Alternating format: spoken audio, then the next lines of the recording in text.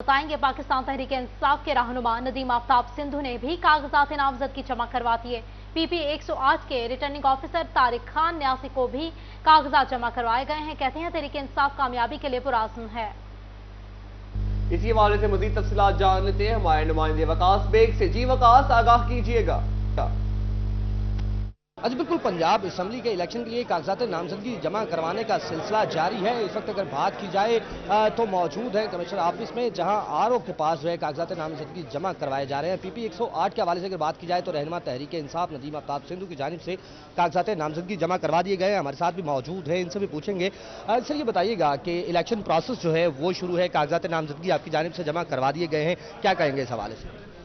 आज हमने यहाँ पे आरओ साहब के पास आए थे और हमने नॉमिनेशन पेपर फाइल किए हैं।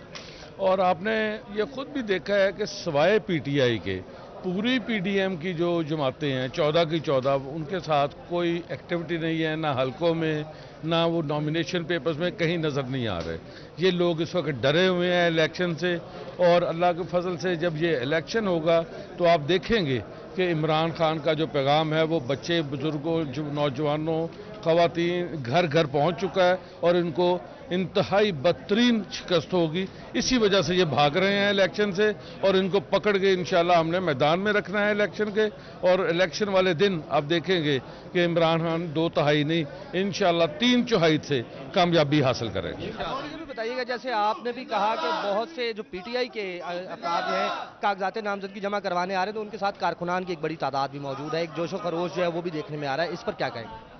जैसा मैंने आपसे पहले कहा कि ये जोशो खरोश आपको सिर्फ और सिर्फ पीटीआई के उम्मीदवारों के साथ नजर आएंगे, उसके अलावा आपको कहीं नजर नहीं आएगा। जो आपने देखा है कि यहाँ मुस्लिम लीग नून के उम्मीदवार भी आए हैं, पीपल्स पार्टी के भी आए हैं, वो तो ऐसे छुप के कागज जमा करवाने आ रहे हैं जैसे वो अपनी चोरी के मुकदमे में जमानत करवाने के लिए आ रहे हैं। अच्छा, बिल्कुल कागजात नामजदगी जमा करवा दिए गए हैं। नदीम आफ्ताब सिंधु का यही कहना है कि पीटीआई के कारकुनान और कैंडिडेट्स जो हैं ये जोशो खरोश के साथ इलेक्शन कर रहे थे। बहुत शुक्रिया।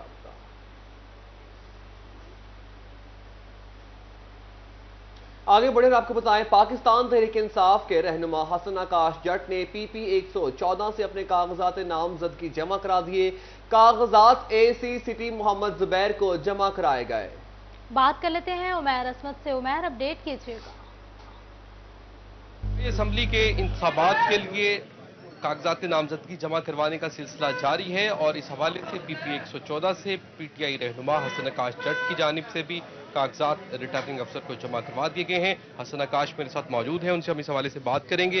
क्या कहना चाहेंगे, कागज जमा करवाए जा रहे हैं इलेक्शन कमीशन के अमले को, क्या कहते हैं इस हवाले से? देखें जी, हम अभी आए हैं, कागजात जमा करवाए हैं। उन्होंने 1-2 इश्यूज बताए हैं, वो हम इंशाल्लाह ताला क्लियर करेंगे। उनका जो रवैया था बहुत अच्छा है, और हम इस चीज़ पे हमें यकीन है कि इंशाल्लाह ताला 30 अप्रैल को इलेक्शन करवाए जाएंगे और अदालत का जो हुक्म है उसे माना जाएगा। और इंशाल्लाह ताला हमें यकीन है कि अगर इलेक्शन साफ और शफाफ होंगे, पीटीआई की जीत होगी और पाकिस्तान तरक्की का सफर करेगा। पाकिस्तान तहरीक इंसाफ से टिकट के उम्मीदवार हसन आकाश जट जो है, उनको कहना है कि कागजात जमा करवा दिए गए हैं और वो पुरुम्मीद हैं कि आइंदा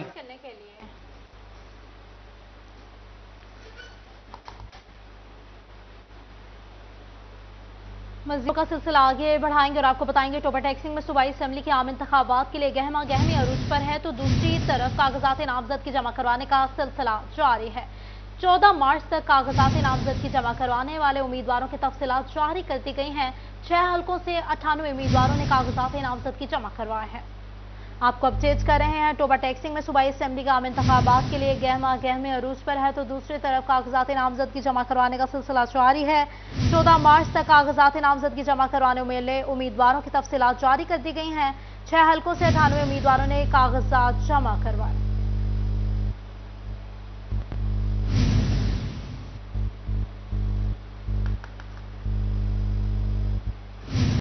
आगे बढ़े और आपको बताएं, मुस्लिम लीग नून की इलेक्शन की तैयारियां शुरू। मुस्लिम लीग नून ने 18 मार्च तक टिकट के लिए अप्लाई करने वाले उम्मीदवारों की फहरिस्त मांग ली है। 18 मार्च के बाद पार्लिमानी बोर्ड काम शुरू कर देगा। मजीद जान लेते हैं अब्दुल रहमान से। अब्दुल रहमान, अपडेट कीजिएगा।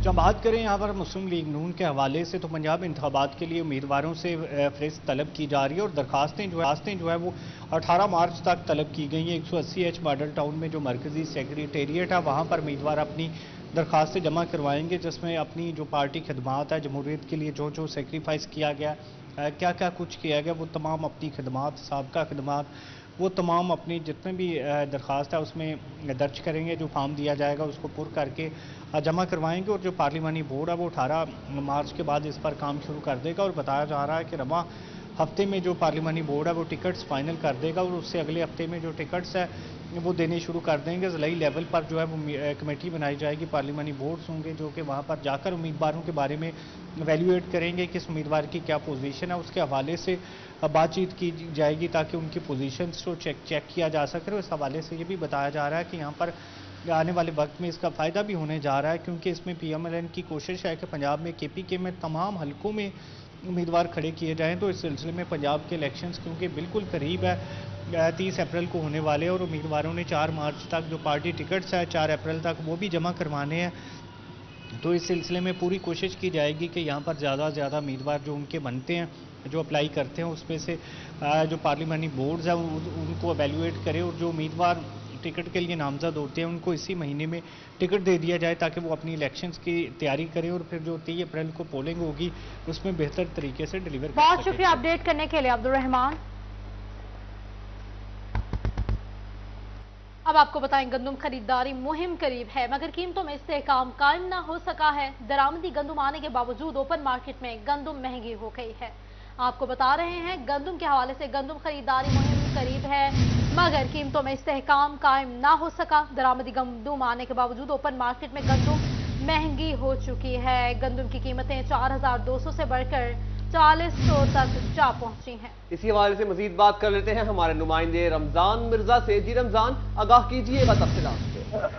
जी बिल्कुल, ओपन मार्केट के अंदर दरामदी गंदम भी मौजूद है और इसके अलावा जो सरकार की जानिब से कोटा फ्राहम किया जाता है वो भी गंदम मौजूद है। लेकिन इसके बावजूद जो ओपन मार्केट है उसमें कीमतों में इस वक्त गंदम की कीमतों में अदम इस्तेहकाम दिखाई दे रहा है। पिछले चंद रोज के दौरान एक बार फिर गंदम की कीमतें जो हैं वो 200 रुपये उसमें इजाफा हुआ है और जो आज के निर्ख हैं झंकी मंडी के अंदर वो 4400 रुपये फी 40 किलोग्राम है। गुज़िश्ता एक महीने के दौरान गंदम की कीमतें जो थी वो 5200 रुपये से कम होकर 4200 रुपये तक आई, लेकिन अब एक बार फिर जो है वो गंदम महंगी होना शुरू हो गई है। गो के एक महीने के बाद ही ना सिर्फ खरीदारी जो है वो उसका काम शुरू हो जाएगा बल्कि जो पंजाब की लोकल गंदम है वो एक बार फिर मार्केट में आ जाएगी। लेकिन जो कीमतें हैं उसमें अदम इस्तेहकाम के बाद जो है वो सूरत हाल ये पैदा हो रही है कि अंदेशा है कि आने वाले दिनों में ना सिर्फ हुकूमत के लिए अपना गंदम का कोटा पूरा करना। शुक्रिया अपडेट करने के लिए रमजान। टोबाटेक सिंह में 12 बजे के बाद सस्ता आटा नहीं मिलेगा। महकमा खुराक की नाकिस पॉलिसी के बायस 12 बजे के बाद तमाम सेल पॉइंट्स पर आटा खत्म हो गया। दिहाड़ीदार मजदूर कहते हैं सुबह सुबह आटा खरीदने के लिए पैसे कहां से लाएं। वजीर आला पंजाब ने नोटिस लेने की अपील कर दी। जी बिल्कुल, टोबाटेक सिंह में सस्ता आटा शहरियों के लिए नायाब हो चुका है।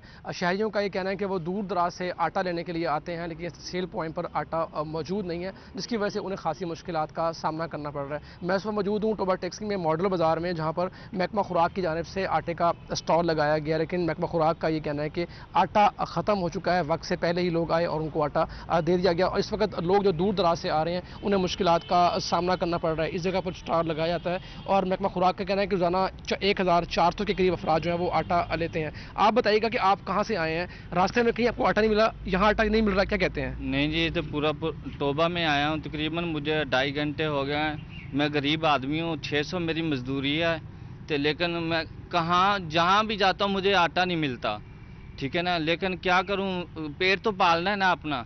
लेकिन इधर भी आया हूँ मॉडल बाज़ार में, इधर भी नहीं आटा मिल रहा, तो लेकिन मैंने 400 रुपया तेल का खर्चा किया है। मैं अपना घर चलाऊं या मजदूरी करूं या बच्चों का पेट पालूं, क्या करूं? मुझे बताओ, मेहरबानी करो, हमारे के लिए मेहरबानी करो, ये सब के लिए मेहरबानी करो। किस जगह से आए हैं आप? मैं 493 जी में बाटियां वाले से आया हूँ। उधर भी नहीं आटा मिल रहा, इधर भी नहीं मिल रहा, क्या करूं? कितना किलोमीटर दूर है यहाँ से? तकरीबन 25-26 किलोमीटर इधर से दूर है। इधर सब बाजारों में घूमा हूँ, किधर कोई आटा नहीं दे रहा मुझे। जी, शख्स बाटियावाला से आए हैं जो 25 किलोमीटर दूर टोबा से वाक़या है। 25 किलोमीटर के दौरान उन्हें किसी भी दुकान पर आटा नहीं मिला और मॉडल बाज़ार आए तो वहाँ भी आटा ख़त्म है। एक और शहरी मौजूद, उनसे भी बात करते हैं और जानते हैं। आप बताइएगा, आप कहाँ से आए हैं, आपको आटा मिल गया? जी, आटा सर नहीं मिला। 479 खखाली से आया हूँ, लेकिन कम से कम 3500 किलोमीटर दूर है। लेकिन आप मॉडल बाज़ार में आए टोबरे से, लेकिन आप आटा ले लें, लेकिन मिला ही नहीं है। लेकिन उन्होंने देखो उधर ही से नहीं मिला, इधर से भी नहीं मिला, हम कहाँ से जाएं? अच्छा, बिल्कुल शहरी मुश्किलात का शिकार दिखाई दे रहे हैं। उनका कहना है कि सस्ता आटा उनके लिए नायाब हो चुका है। महकमा खुराक का कहना है कि सुबह के वक्त ही आटा ख़त्म हो जाता है, इसलिए शहरों की जो ज़रूरत है उसको पूरा करना मुश्किल है। हम शहरियों ने वज़ीर आला पंजाब से मुतालबा किया कि अपडेट करने के लिए।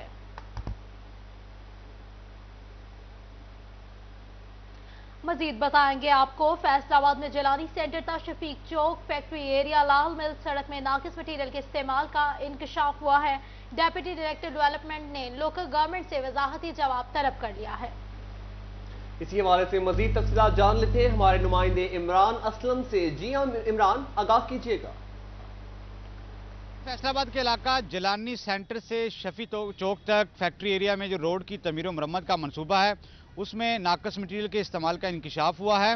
डिप्टी डायरेक्टर डेवलपमेंट की जानब से एक्सिल लोकल गवर्नमेंट से वजाती जवाब तलब किया गया है और एक्सिल लोकल गवर्नमेंट से वजाती जवाब में तलब किया गया है कि सड़क के लिए कितने फंड इस्तेमाल किए गए, सड़क के लिए कितने फंड मुख्तस थे और इसके साथ साथ जो है वो कितने जो है वो स्कीम पर कितनी लागत आनी थी। तमाम तफसीलात जो है वो डिप्टी डायरेक्टर डेवलपमेंट ऑफिस को रिसाल करने के काम जारी किए गए हैं और इसके साथ साथ सड़क के लिए टेंडर कब हुआ और किस कॉन्ट्रैक्टर को ये स्कीम दी गई वो तमाम तफसीलात जो हैं वो एक्सिल लोकल गवर्नमेंट से तलब कर ली गई हैं और इसके साथ साथ जो है वो वहाँ पर उस सड़क की तमीर और मरम्मत के मनसूबे पर जो है वो नाकस मटीरियल के इस्तेमाल का इंकशाफ हुआ है, जिस पर शहरियों की जो है वो शिकायत पर डिप्टी डायरेक्टर डेवलपमेंट की जानब से एक्सिल लोकल गवर्नमेंट को मरासला जारी करते हुए वजाती जवाब तलब किया गया है और डिप्टी डायरेक्टर डेवलपमेंट की जानब से एक्सिल लोकल गवर्नमेंट को पाबंद किया गया है कि तमाम तफसीलात जो हैं वो डिप्टी डायरेक्टर डेवलपमेंट ऑफिस को रिसाल की जाएँ और स्कीम के हवाले से जो भी जो है वो कसूरवार ठहराया गया उसके खिलाफ हमें अपडेट कर रहे थे। बहुत शुक्रिया। आगे बढ़े आपको बताएं, फैसलाबाद की पनागाह में रखे जाने वाले गिदागरों का डाटा सिटी 41 ने हासिल कर लिया। अक्टूबर 2022 से मार्च 2023 तक 1206 गिदागरों को पनागाह में रखा गया, जिनमें से 517 गिदागरों को FIR दर्ज होने के बाद मुतल्लिका थानों के हवाले कर दिया गया। बात कर लेते हैं फसी नकवी से। फसी, अपडेट कीजिएगा। जी बिल्कुल, पनाहगाह में रखे जाने वाले गिदागरों का जो डाटा है वो सिटी 41 ने हासिल किया था और इसके मुताबिक जो अक्टूबर में प्रोग्राम शुरू किया गया था उसके मुताबिक जो अक्टूबर 2022 से लेकर अब तक की जो मार्च 2023 तक में जो है वो 1206 गिदागरों को जो है वो पनाहगाह में रखा गया था, जिसके अंदर उनको जो है चंद एक रोज रखने के बाद जब उनके फैमिली के जितने भी रिलेटिव्स होते हैं वो एफिडेविट लाते हैं, एफिडेविट लाने के बाद जो है उन्हें वापस भेज दिया जाता है और इसी के साथ साथ तकरीबन 517 गिदागरों को जो FIR दर्ज होने के बाद मुतल्लिका थानों के हवाले कर दिया जाता है, जिसके बाद जो है वो कोर्ट प्रोसीडिंग शुरू हो जाती है। अलबत्ता यहाँ पर अगर बात की जाए तो तकरीबन 6 माह का ये डाटा है, जिसके मुताबिक तकरीबन 1206 गिदागरों को जो है पनाहगाह से जो है वो पनाहगाह में रखा गया था और वहाँ पर जो है वो सुल्तियात दी गई थी। जी बहुत शुक्रिया फसी नकवी अपडेट करने के लिए। टोबा टेक्सिंग में डिप्टी कमिश्नर अदनान इरशाद ने डिस्ट्रिक्ट जेल का दौरा किया।